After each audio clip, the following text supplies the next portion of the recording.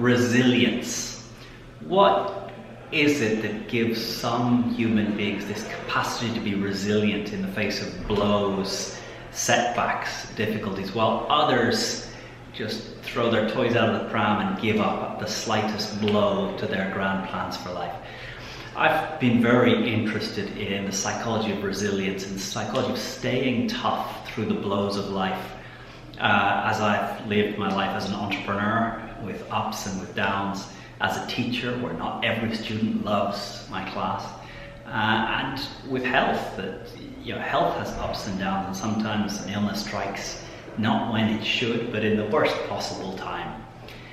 There are three talents, three capacities that I see in the people that are resilient, that they're able to bring their quality, their best level game under conditions of great difficulty. And the three aspects: face reality, find meaning, stay resourceful. Face reality, find meaning, stay resourceful. Face reality. We human beings, I am particularly, we love to credit ourselves for our wins and blame others for our losses. Someone goes to a casino, walks out with more money, feels they have a talent at blackjack. They walk out having lost money, it was a bad day, the dealer, the cards were wrong. So we have such a human tendency to blame our setbacks on others and to credit wins to ourselves. And part of becoming resilient is learning in the good times and in the bad times to almost turn this on its head, to looking what part of responsibility do I have for this loss. My father had a phrase that I heard time and time again: it may be their fault, but it's your problem. It may be their fault, but it's your problem. And as a kid, I hated hearing this from my father. But this is the key of facing reality. Your natural, unstructured approach to reflecting on events will be to feel proud of your wins and shame of your losses.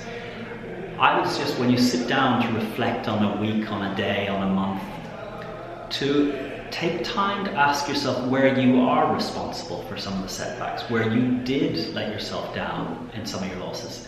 And take time to look at some of the other factors that allowed you to win, some of the other people that you need to take time and be thankful for, some of the learning, some of the skills, some of the luck that came from the universe. So face reality is doing this switch over of our natural human tendency to give ourselves credit for our wins and blame others for our losses, in both the good times and the bad. The second, find meaning.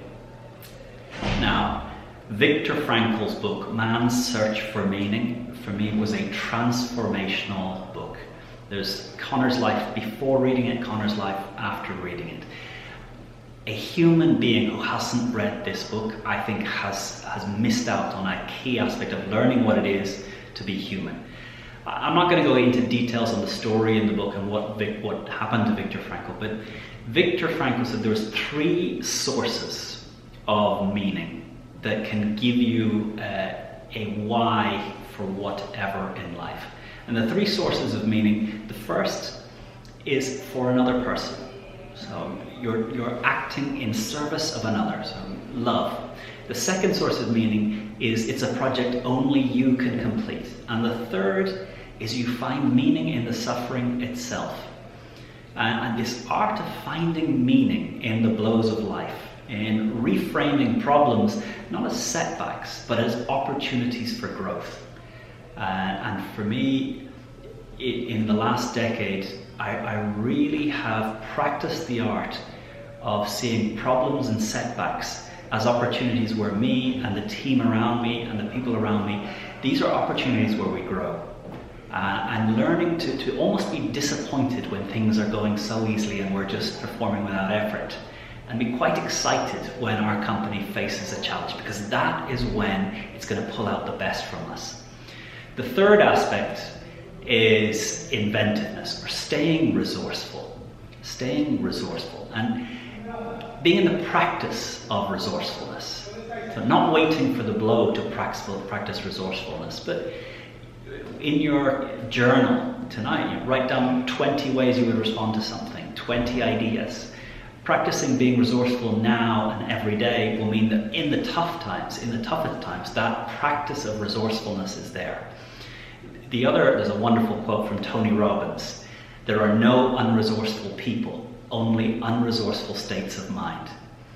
And learning to find ways of putting yourself quickly into a resourceful state of mind. NLP is full of tools for how you can put yourself quickly from an unresourceful to a resourceful state. But this is a practice. If your practice in the good times is unresourcefulness, your response under times of duress will be unresourcefulness. If each day you find opportunities to practice resourcefulness, then when times are tough, that practice will come out. Now, these are three aspects of people that stay resilient in the tough times when the blows come. And I do think the quality of our life is not the quality of the way we deal with the good things. It's the quality of how we deal with the blows, the setbacks, the things that don't go our way. So these three aspects: face reality as it really is, find meaning, and 3, practice resourcefulness. These are what I see in the people, that those blows in life not only don't knock them down, they help them grow and become stronger and better leaders and people for the future. Have a great week. It's really great having you following the channel, part of the community. Thank you for your comments, your emails. Let me know what you like, what questions you want answers. Wonderful to have you in this group of listeners, community. Thank you.